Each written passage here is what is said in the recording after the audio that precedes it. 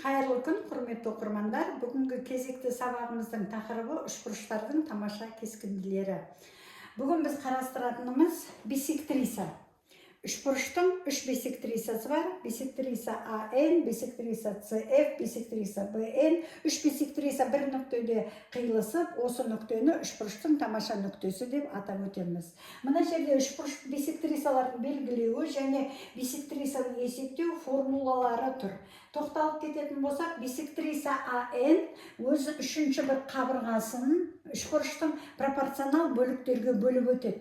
С1 БН кесіндісі и БЦ В1 кесіндісі дейміз.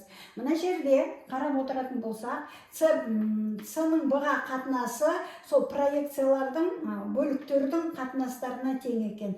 Енді бисектрисаның ұзындығын табу үшін біз үшбұрыштың бисектрисаға қатысы жоқ екі қабырғасын көбейтіп, және екі проекциясын көбейтіп айырымынан түбір шығарады екенбіз. Үшінші формуласы үш қабырғасы белгілі болған жағдайда, төртінші формуласы егер бізге үшбұрыштың екі қабырғасы мен арасындағы альфа бұрышы берілсе, А қабырғасынан түсірілген бисектрисаның ұзындығын табамыз, және мынау бисектрисаның қасиеті.